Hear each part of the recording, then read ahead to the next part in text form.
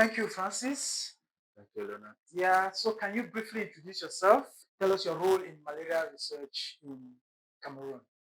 I'm Dr. Francis Zeukeng. I'm a molecular epidemiologist, and I currently serve as a career development fellow here at the Biotechnology Center of the University of Yaoundé. But I also have the responsibility of senior lecturer of biochemistry at the University of Boya. So I'm the principal investigator of the Cameroon Malaria Genomic Surveillance Project, the CAMGEN project, which is funded by the Gate Foundation. And my current research activity focus on in using genomic tools into malaria research to strengthen national research policy here in Cameroon. Okay, so Francis, so we're going to look now at this section, research to policy. How are your study findings shared with policymakers such as the Ministry of Public Health, maybe if possible, WHO? And tell me what platform or mechanisms help move this evidence into policy discussion and decisions? Oh, uh, from our side, our data are shared with the NSCP by producing a policy brief. We produce documents with the data that are shared with the NSCP. But in addition to that, we are really connected with the NSCP as we are part of the Vector Control Committee, which is a technical group of researchers working on malaria and which is hosted at the level of the NMCP. So most of the time, our research data are presented during those VCC meetings, and this is another way of providing real-time data, especially on drug resistance, as is the case for this project with the NNCP. And looking at the different platforms where we make sure that discussion can be raised from our research data. I will say that our research data are also submitted to various platforms. We have, for instance, the GATE Open Research platform where we publish that our data in the peer-reviewed journals.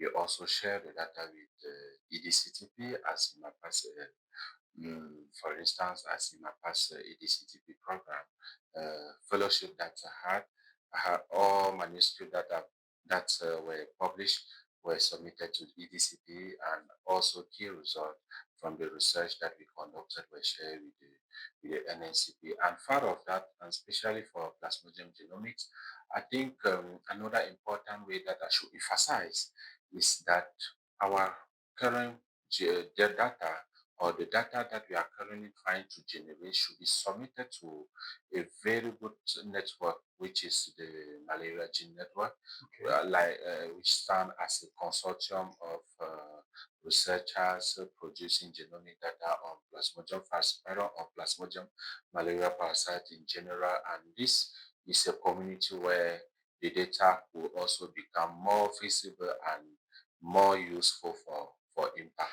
And the last component is actually that all genomic data that we generate are submitted into public databases, which like the NCBI Gene Bank databases, the EBI for ENA, the databases. So definitely, we share the data as much as possible to provide more impact. So, yeah, see, I think you've discussed briefly on the key steps on the way you share the data. What were the key tips and challenges in translating scientific results, or the key tips and challenges in translating scientific results into policy actions? Maybe for the case of malaria, and especially for the parasite that we have now, it's true that we are actually preparing some data that we should submit to the NSCP, which are about the distribution of HRB2 gene deletions in the central regions of Cameroon. But for your question, I think I will take a clear example of bednet distribution in Cameroon, because we used to really intervene or collaborate on this aspect, and how we move from maybe the data on insecticide resistance to stratifications of bed net distribution across the country. And the situation is that in Cameroon, for instance, since 2011, we were distributing the same type of bed net across the country. And from the research that we generated in connections with the NNCP and other national institutions working on malaria and stakeholders like PMI, we found that malaria vectors, Anopheles mosquito, are actually showing different behavior against different insecticides being used in the country. And this is something that helped to understand that the bed net that we are actually sharing in Yaoundé may not share the same efficacy as the one that we are sharing in Bafoussam or in Douala. Okay. So this pushed to a clear stratification of bed net distribution at the country, across the country. Okay. And these are things that we are also trying to put in place when it comes to malaria parasite by investigating the Plasmodium clones and informing how each clones behave against current drugs being used to fight against the parasite in the country. I think the key tip actually is a great collaboration between the different stakeholders. Okay. And the main stakeholders here should be the researchers, people from the NNCP, the Ministry of Health, and especially the funders. Okay. Yes. And these are tips that when the good collaboration is established between all these collaborators or these partners, I think it will be very easier to extrapolate our research into policy and make it more easier to use. Okay. Okay, so thank you for that response. So now we are going to look briefly into the implementation and practice change. So how can your research contribute to the deployment of malaria diagnostic tools, as well as the deployment of novel treatment strategies in Cameroon or other countries in Africa, or maybe in the sub-region? Interesting. I think that's actually even one of the key research rationale that we are trying to answer.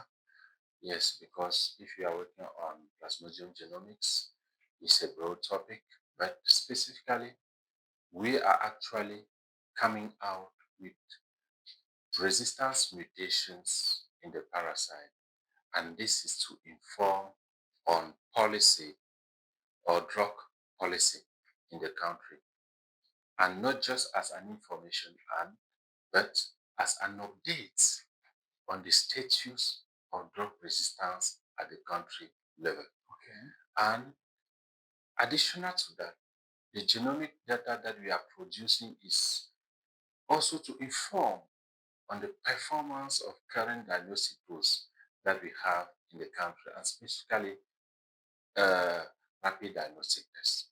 Because from the genomic resources, we are assessing the efficacy, or not just maybe the efficacy, but actually the targets, the molecular targets, which are used in the development of the rapid diagnostic test. And we are currently facing a situation across Africa where most of the RDT tests, specifically those based on the HRP2, HRP3 genes, are actually losing their efficacy due to deletions. So from the genomic perspective, we can actually evaluate, or at least overview, on how these molecular targets are actually behaving in the different Plasmodium clones circulating in the country, and how this can be useful to develop new diagnostic tools for malaria. Okay. Yeah, so now let's look a little bit on the lessons learned and recommendation.